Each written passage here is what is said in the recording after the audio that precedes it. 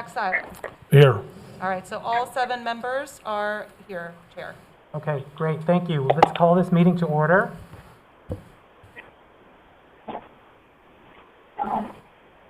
I'm going to take a moment to move around a couple of items on the agenda in the interest of some of the members' schedules. So unless there's an objection, I'm going to be moving, well, do I need to do the minutes first? No, okay. I'll move the minutes if you want. Okay, yeah. With the second. Minutes have been moved and seconded. All those in favor of accepting the minutes, please signify by saying aye. Aye. All opposed? Seeing- Aye. Those are ayes. Thank you. I'm sorry, for the purpose of the record, because I cannot see who's speaking, can you identify yourself when you second the minutes? Sidney Callaway seconded the minutes. And Jack Seiler moved the minutes. Thank you.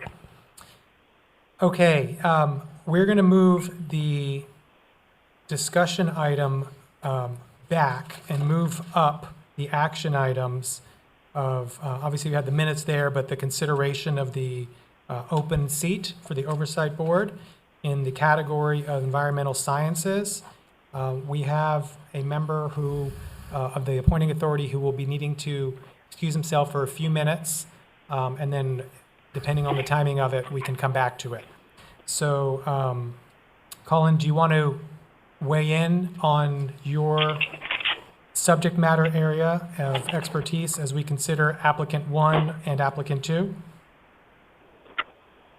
I'd be glad to. Thank you, everybody, for accommodating me. The COVID situation has made child care unpredictable, so I will need a temporary step away, unpredicted. I've looked at the files for these 2 candidates. I think they're both very qualified, and I know neither of them. I'm much more familiar with the type of work that the professor at UM does, and but I think the experience, the practice,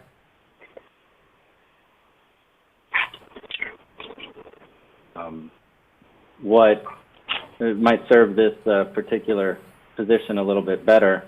So I just want to try and make it brief, and I'd be happy to answer any questions if I can, if there are any questions. But these look like both very strong candidates.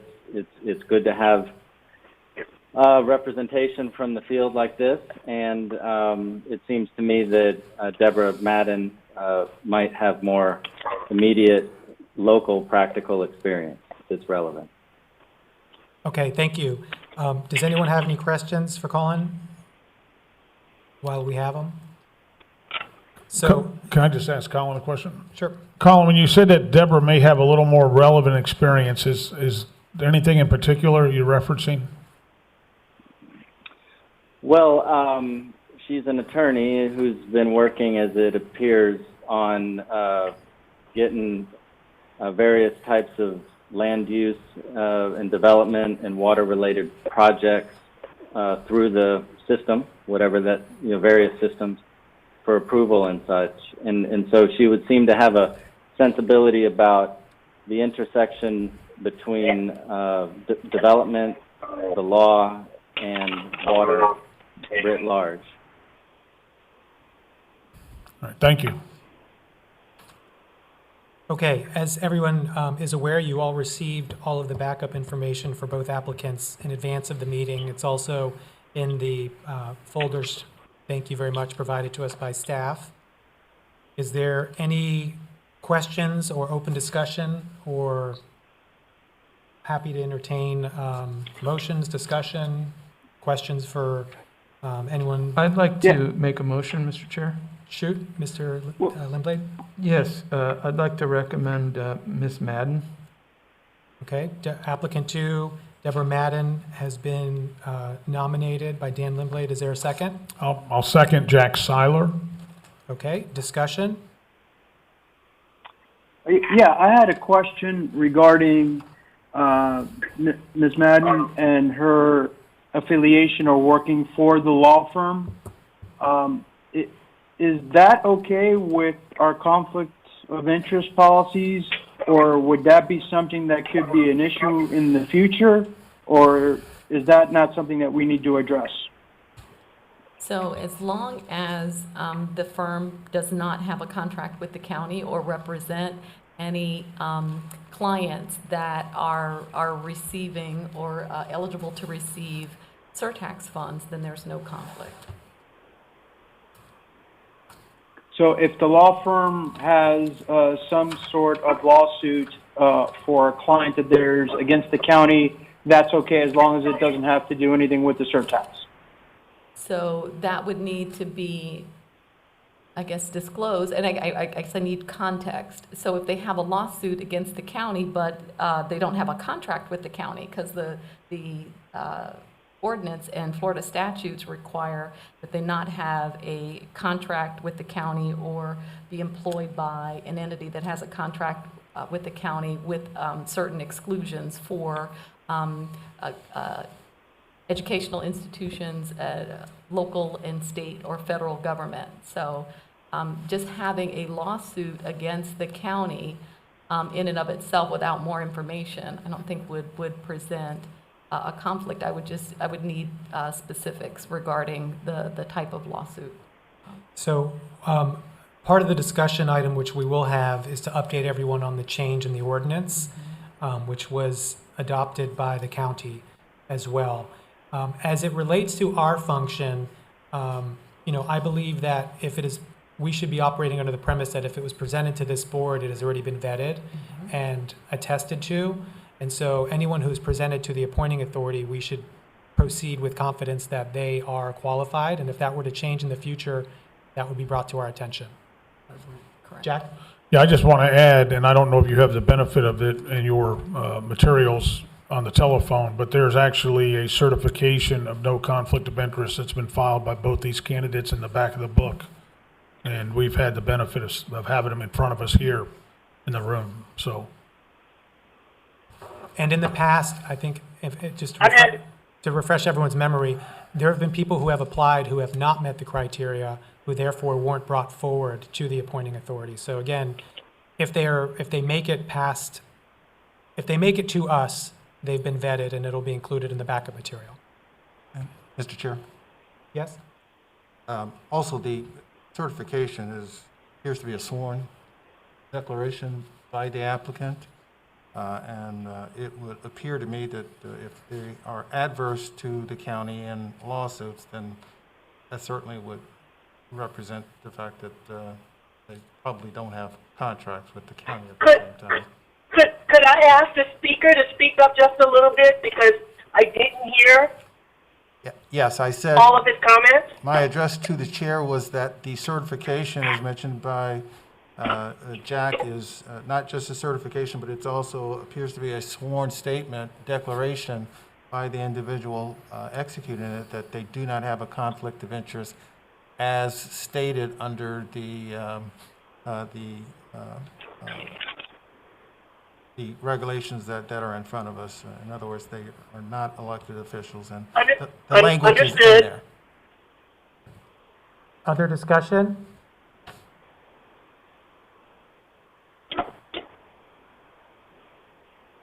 Okay, I'll wait for one more moment. Go ahead. Can I just make a clarification, because I understand that she signed that certification, but on her certification, there is an asterisk that indicates, again, my law firm Gungster represents clients on various matters before Broward County.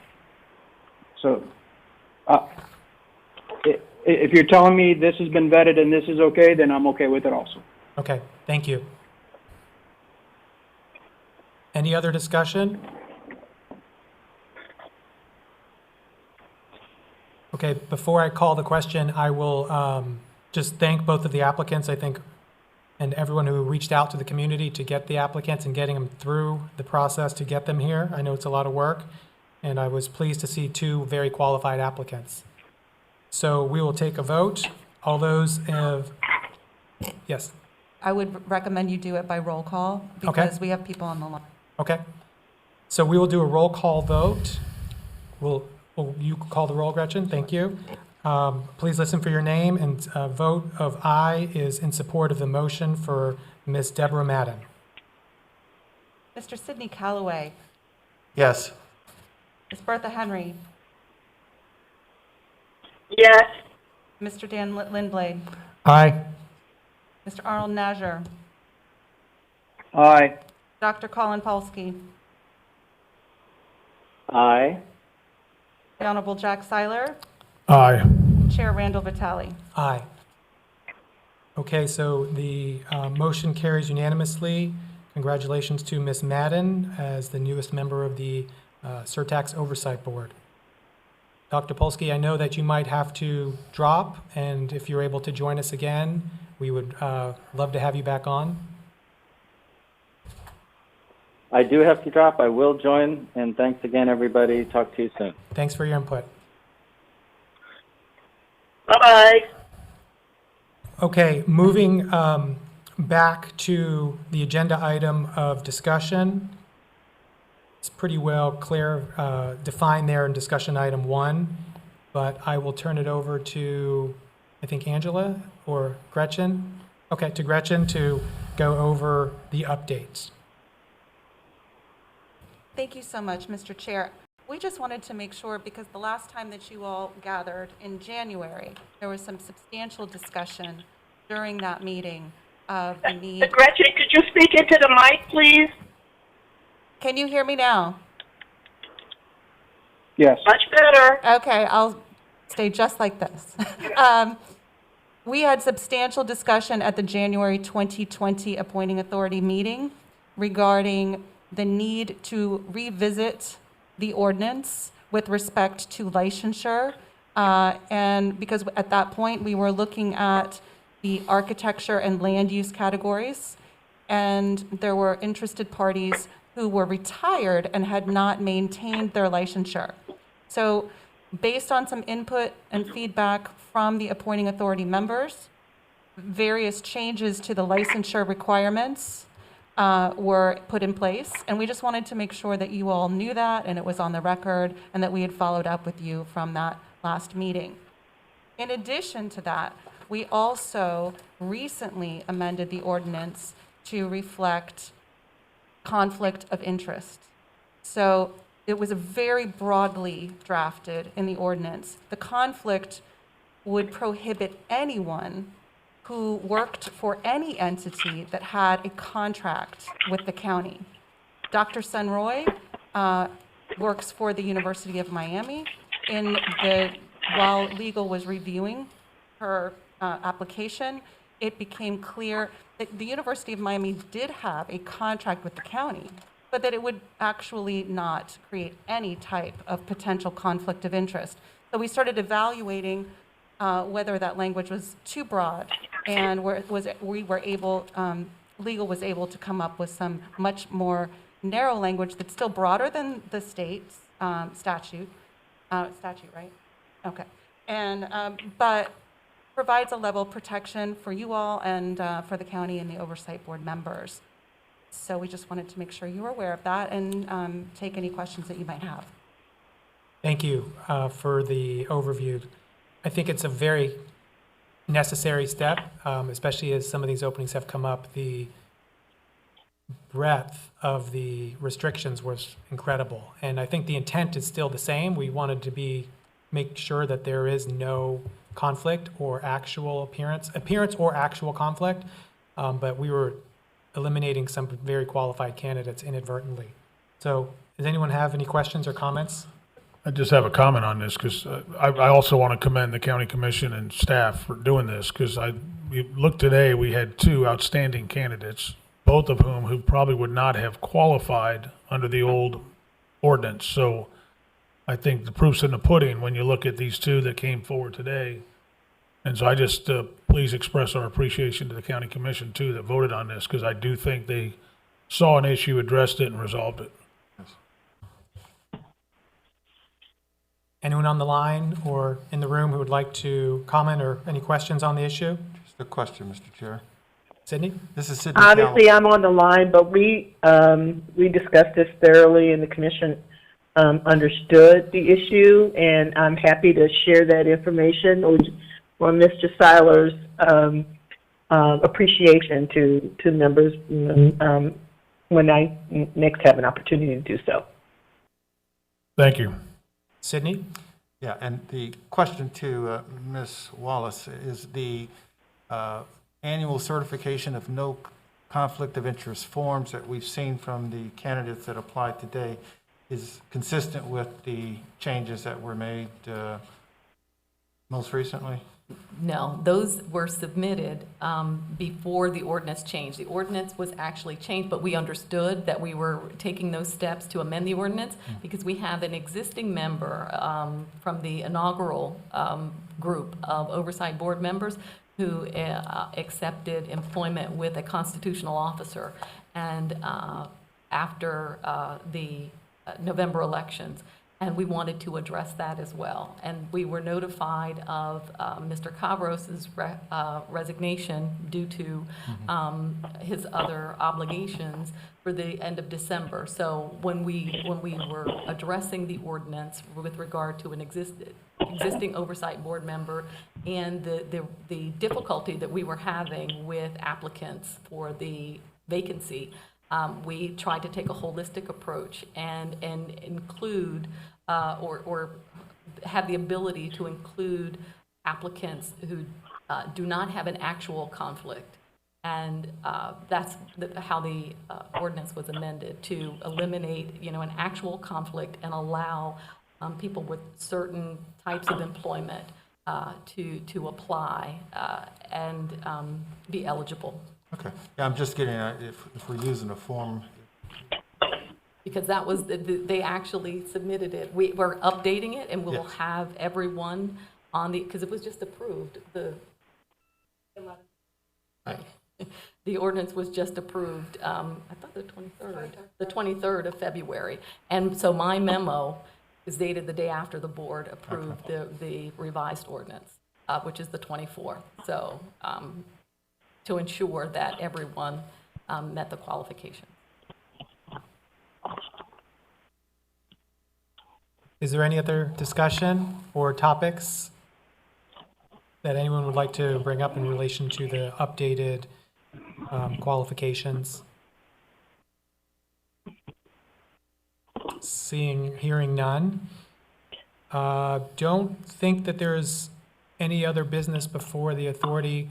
I would like to point out, hopefully you all have received, I'm holding up the inaugural report, which we discussed at our last meeting, available electronically as well.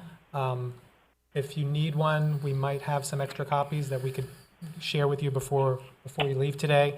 But I thought it was a really comprehensive and great job of putting together what has been accomplished so far. Is there any other topics for discussion?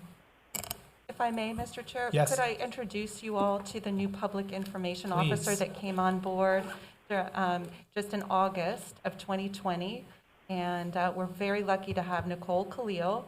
She comes to us with lots of local government and transportation experience from all over the region. And I just wanted to make the introduction to you all, both personally and virtually. She worked very hard on the inaugural report as well. So Great job. Thank you, Gretchen. Great job. Great job. For those on the phone, there are chocolate-covered pretzels here, which you cannot have any of because you were on the phone. you can eat them virtually. I'm so glad. Bertha, I'm going to leave one here at your desk, so when you get back. No, please do not do me that favor. Okay. COVID has had us all sort of on lockdown. We can do without. Some of us can do without. I'll speak for myself. Well, I think that will conclude the meeting, if in case anyone has anything else. Okay. Thank you, Mr. Chair. Meeting is adjourned. Thank Nothing you all. for me. Stay safe. Thank you. Thank you. Take care. Bye-bye. Bye-bye. Oh, the parking?